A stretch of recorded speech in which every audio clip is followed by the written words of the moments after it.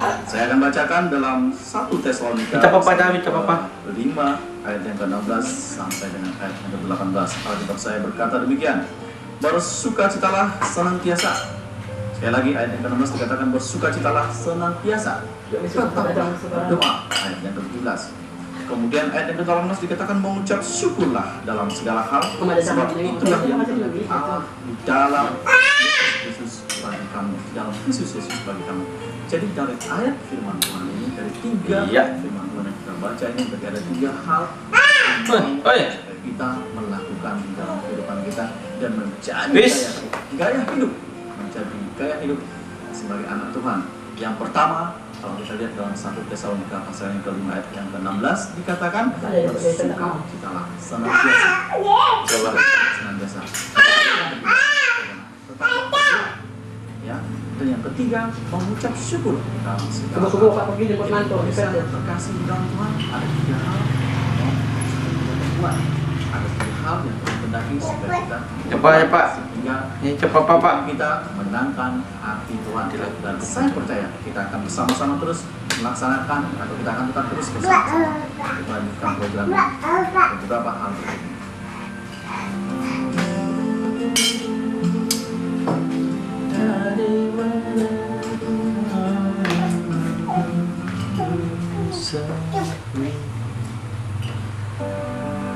Ini adalah program penyejuk iman Kristen yang ada di Ruai TV. Dan haleluya, pemirsa yang terkasih di dalam saya Tuhan, sedang berkhotbah membaca dan banyak orang diurapi karena urapan. Ada yang menangis-nangis. Nah, sekarang saya akan sedikit membahas firman Tuhan ini. Ketika Rasul Paulus menulis surat kepada Tesalonika, tak pulang. Bahkan kota dunia pada saat ketika firman Tuhan ini ditulis oleh Rasul Paulus waktu itu di dalam kerajaan Roma. Nah, ayat yang ke-16 tadi dikatakan bahwa bersukacitalah senantiasa. Kenapa Allah mau supaya kita sebagai anak Tuhan, sebagai orang Kristen selalu bersukacita? Pertanyaannya kan seperti itu. Kenapa ada sukacita yang harus kita dapatkan? Kenapa harus kita lakukan di dalam kehidupan kita dan berkenan itu di hadapan Tuhan? Nah, pemirsa yang terkasih dalam Tuhan, Alkitab saya mengatakan selain di ayat yang tadi sudah saya bacakan,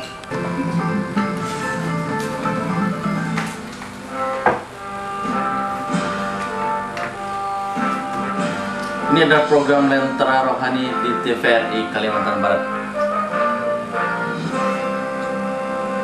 Bintang tamu Mama Joyce. Bintang tamu.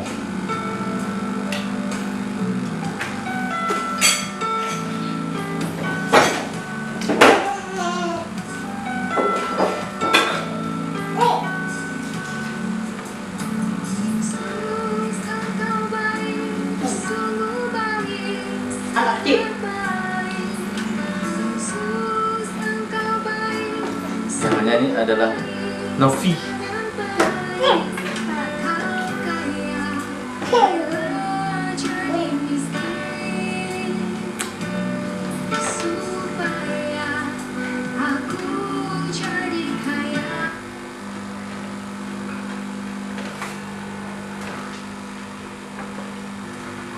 Musisi Anang Hermansyah.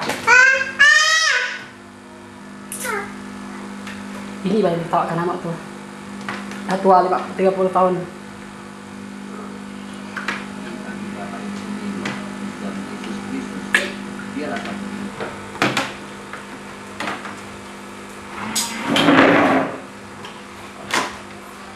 Pak, yuk kita lebaran Pak.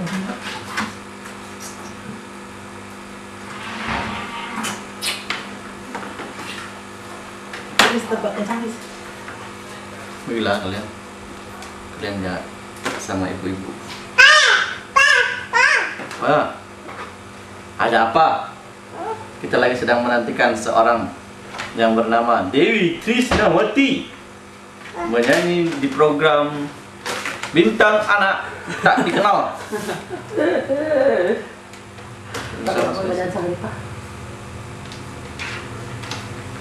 Wis mau kemana Wis? Oh, kok nodis sih? Dia tak ada.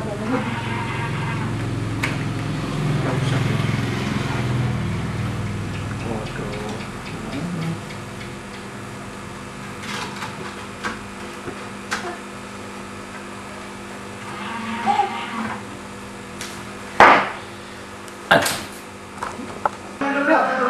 Apanya? Udah kan? Kami sedang menonton acara Sekolah Menggo. Udah kan kok? Cek, ada apa? Bagi lagi ya. Cuma kayak gitu jauh. Selamat adik-adik. Apa kabarnya sore hari ini? Apa baik dan luar biasa ya? Ya luar biasa dong. Semua luar biasa. Iya. Hei. Sore hari ini kita akan merayakan Hari Natal bersama anak-anak dari Joy Covid Sub 21 Summer School Community. Ya, sebelumnya kita akan menyaksikan inilah keseluruhan guru-guru dari Joy Covid Sub 21 Summer School Community yang dikoordinator oleh Kak Jintek. Kak Jintek.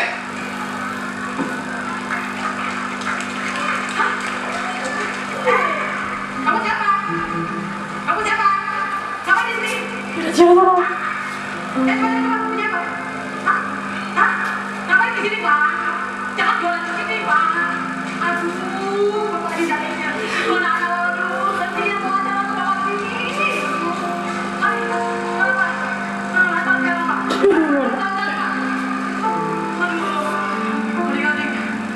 Banyak nyamuk di rumahku gara-gara mama. Dadah. Ya, Mana dia gitu ya? inilah kajian Aku tunggu ya, gak usah lama ya. dari Joy Podcast sampai di Summer Oh ya, udah lebih sini. Semuanya boleh tepuk tangan. Silakan. Ya, guru-guru silakan. Mari guru-guru silakan. Guru-guru silakan. Mari. Silakan. Ya. Ya, inilah beberapa guru-guru dari Joy Podcast sampai di Summer Community. Mari. Masih ingat apa itu 5B?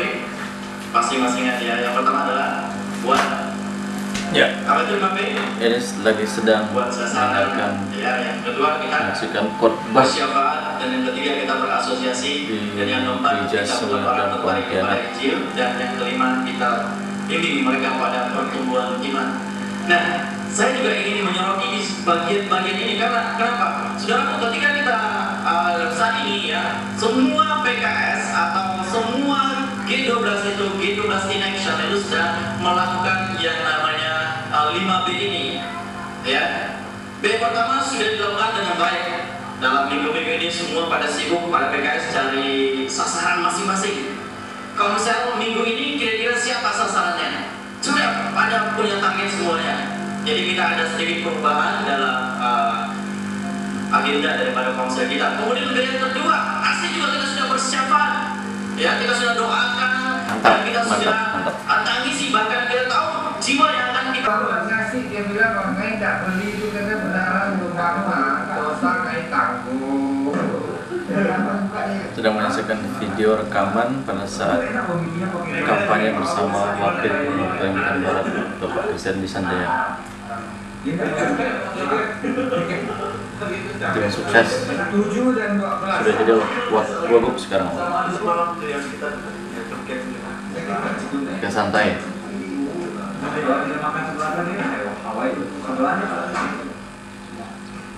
Oke.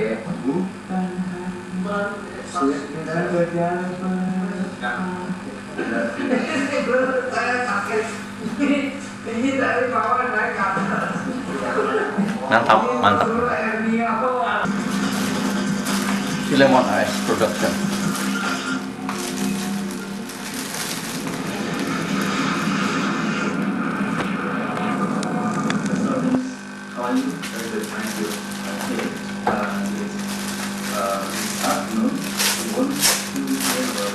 Sedang mewawancarai seorang hamba Tuhan dari jauh.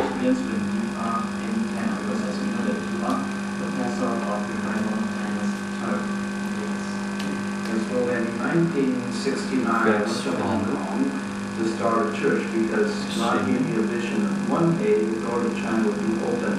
At that time, China was closed. It was the Cultural Revolution in China. No foreigner or no Christian could go into China. We did not even know if there was a church because China was very much closed. But we prayed for many years. I started a church. I learned the Chinese language. And in 1978, then Deng Xiaoping, which was a communist leader, he came back into power and he opened the doors of China for people to go to visit business. Of course, if you open the door for business and tourism, how can you keep out the Christians? Yes. So we started working in China. We found that there were many, many Christians that had no Bibles. Maybe 20,000, 50,000 Christians had one Bible. So we begin to take Bibles into China, and that's how we begin our ministry to them. So your ministry is counseling with the Chinese people, right? That's right, yes. Thank you very much for Kalau your time. dimanapun berada, sore hari ini Kristen sekalian rasanya kami berjumpai pemirsa dimanapun berada dalam program kemuliaan Tuhan telah nyata. Shalom saudara Sukade, kabarnya tentu baik dan shalom pemirsa yang dikasihi Tuhan dimanapun Anda berada yang bisa mengikuti acara pada sore ini.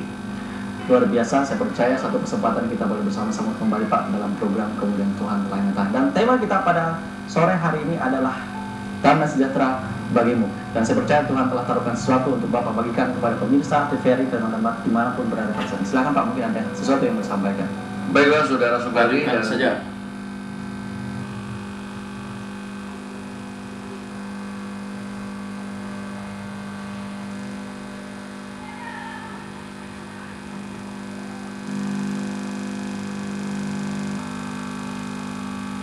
Untuk pemilih, kalau pemilih itu didiskriminasi.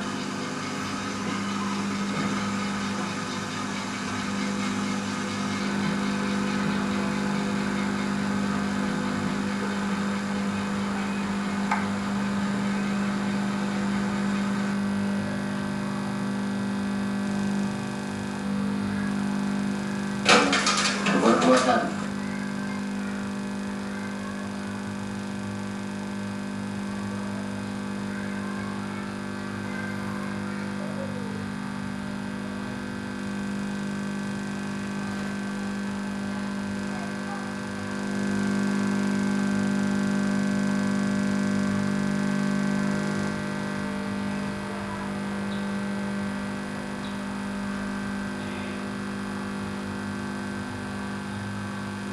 Coba, berdoa di balik Pak.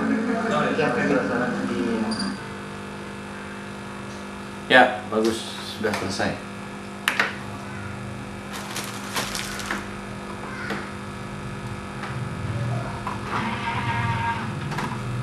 Satu lagi, kita lihat.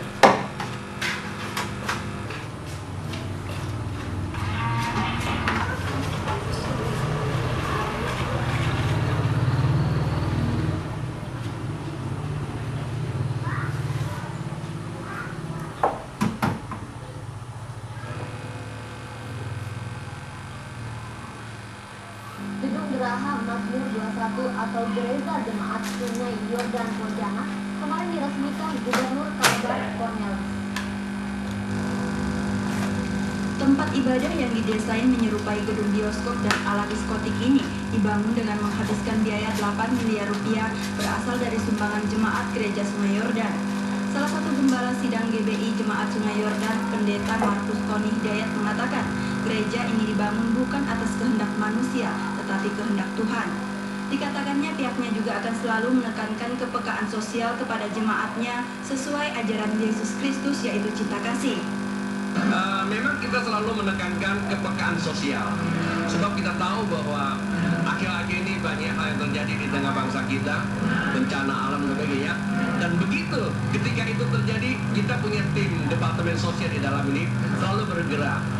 Dan kemudian kita menyelenggarakan pendidikan yang baik, yang bermutu, yang berkualitas. Tapi dengan tentu kita membuat sebuah sistem bagi mereka yang mampu, mereka akan bayar lebih. Bagi mereka yang kurang mampu, mereka akan mendapatkan pendidikan yang sama.